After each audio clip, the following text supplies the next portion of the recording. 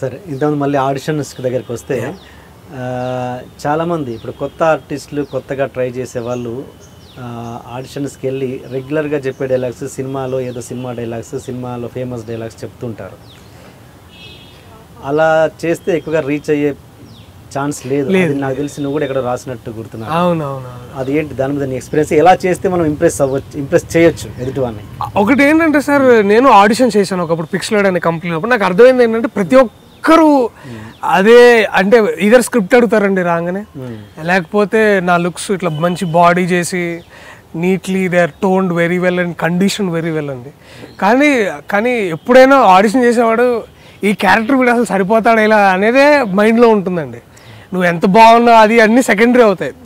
అంటే మీ ఇప్పుడు అందంగా ఉన్నవాడు కావాలో ఆ కేటగిరీ చూసేది వేరే ఉంటుంది. అలా నేనేమనుకుంటానంటే అండి, how different are you from others. ఇప్పుడు వాళ్ళకి ఏం నచ్చుద్ది అనేది అదొక పాయింట్. తర్వాత నీ పర్స్పెక్టివ్ ఏంటి, నువ్వు ఇప్పుడు స్క్రిప్ట్ ఏదైనా ఇచ్చే స్క్రిప్ట్ నువ్వు డిఫరెంట్గా ఎలాగ చూస్తావు, చూసిన తర్వాత దాన్ని ఎలా నువ్వు ఓన్ చేసుకుంటావు అనేది చాలా ఇంపార్టెంట్ అండి. అండ్ చాలామంది నేను కలుస్తాను బయట ఫ్రెండ్స్ అంటే యాక్టింగ్ చేస్తాను ఇంకొంటే అవునా ఏమన్నా చేస్తున్నారా, చదువుతున్నారా, ఏమన్నా ట్రైన్డా అంటే ఎందుకన్నా జిమ్ పోవాలి, మంచిగా ప్రోటీన్ తాగాలి, బాగా చేయాలి, చాలా మంచిగా ఉంటే వచ్చేస్తుంది అని అంటారు. కానీ నాకు అది కరెక్ట్ కాదని అనిపిస్తుంది.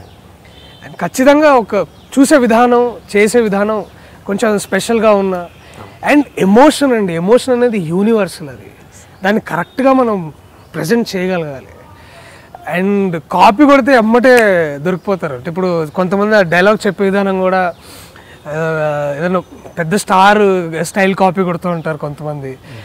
చూడంగానే వాళ్ళు చెప్పేస్తారు. వాళ్ళు చేసేవాళ్ళు పిచ్చోళ్ళు కాదు కదా, వాళ్ళకి ఎమ్మటే వీడు ఎమ్మటే వాళ్ళు దొరికిపోతారు. సో అది నేను చేసిన విధానం ఏంటంటే, ఏదైనా చూస్తే దీన్ని నేను ఎలా కొత్తగా చూడగలను, దాన్ని నా స్టైల్లో ఎలా చెప్పగలను అనేది అదొకటి ట్రై చేస్తానండి. అండ్ ఇంకోటి ఎమోషన్ని కరెక్ట్గా ప్రజెంట్ చేయగలగాలి. అది దిస్ బేసిక్స్ అండి, అంతే. అది I think that should be fine అని అనుకుంటున్నాను. అండ్ ఇప్పుడు మీలాగా వచ్చే ఆర్టిస్టులు కావచ్చు, మీలాగా వచ్చే కొత్త కొత్త డైరెక్టర్స్ కావచ్చు, చాలామంది షార్ట్ ఫిలిమ్స్ తీసి వచ్చారు. తరుణ్ భాస్కర్ కావచ్చు, మీరు కావచ్చు. అవును. అంటే ఇవి చూసాక బయట జనాలు ఏమనుకుంటున్నారంటే, ఓహో సినిమా తీయడం పెద్ద బయటికి రావడం పెద్ద చిన్న విషయమే అన్నట్టుగా చాలామంది ఒక అపోహ మాత్రం ఉంటుంది. వాళ్ళు ఏదో ప్రయత్నాలు చేస్తుంటారు, ఫెయిల్ అవుతుంటారు, ఏంటి వాళ్ళకి వచ్చింది మనకు రాలేదు అనే ఫీలింగ్ ఉంటారు. అలాంటి వాళ్ళకు మీ ఎక్స్పీరియన్స్తో ఇచ్చే చిన్న, అంటే నేను ఇది కరెక్ట్ అది రాంగ్ అని చెప్పలేనండి. కాకపోతే ఏంటంటే అంటే వాళ్ళకి ఆ కష్టం తెలియట్లేదు, ఓహో సినిమా ఎవడైనా తీయొచ్చు అని చాలా మంది. అంటే ఇప్పుడు వచ్చిన డిజిటల్ టెక్నాలజీ వల్ల తీయడం ఈజీ అయిందండి. అంటే ఇప్పుడు మీరు అంటే ఒక్కరిగా కూర్చొని కథ రాసుకోవచ్చు.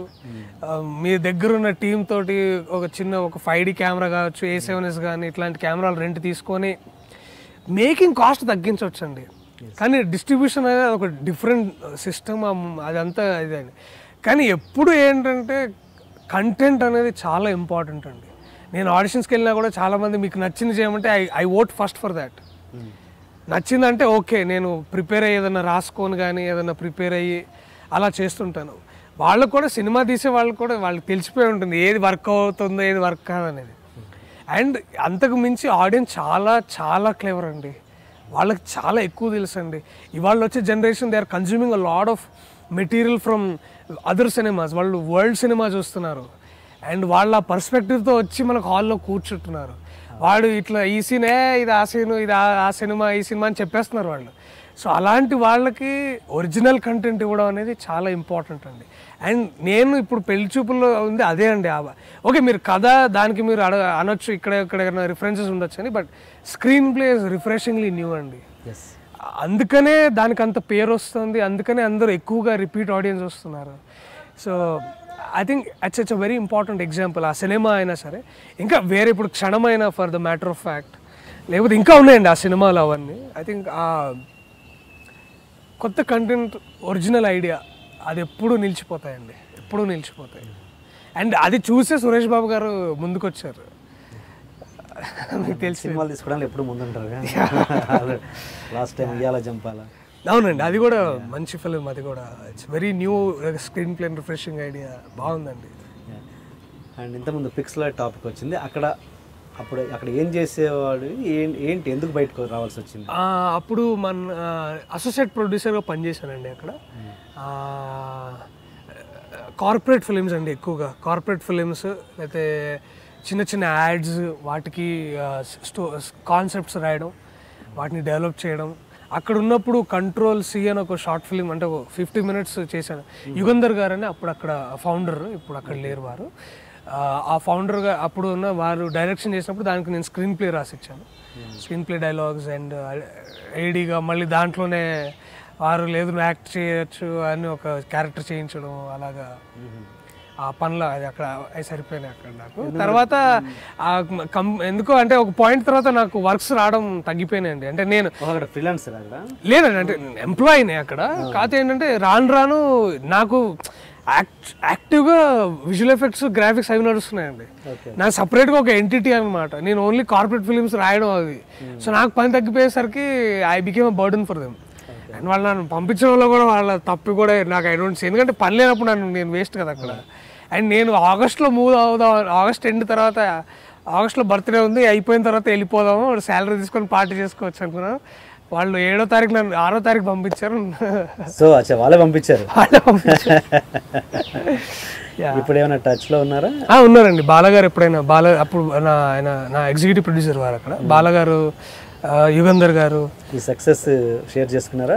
బాలగారు మెసేజ్ చేయలేదు, నేను కలవలేదు మధ్యలో. బట్ యుగంధర్ గారు మెసేజ్ చేశారు, స్టార్ అయ్యావు. లేదు సార్, మామూలుగానే ఉన్నాను, జస్ట్ వెళ్ళి చూడండి అని చెప్పాను. వారు 150th చిరంజీవి సినిమా గారిది ఆ సినిమాలో బిజీగా ఉన్నారంట. ఇది ఎంఏ మాస్ కమ్యూనికేషన్ కదా చేసింది. చాలామందికి, అంటే చాలామందికి మాస్ కమ్యూనికేషన్ అంటే పదం వినడం తప్పించి దాంట్లో అసలు ఏం జరుగుతుంది ఏంటి అనేది చాలామందికి తెలియదు. అసలు ఏంటి అసలు మాస్ కమ్యూనికేషన్? డిపార్ట్మెంట్ ఆఫ్ కమ్యూనికేషన్లో అండి 4 streams ఉంటాయండి. అంటే బేసిక్లీ జర్నలిజం రిలేటెడ్ అండి. ఒకటి కమ్యూనికేషన్ స్టడీస్, అంటే మీడియా స్టడీస్, డీప్ రీసెర్చ్ అవన్నీ ఉంటాయండి.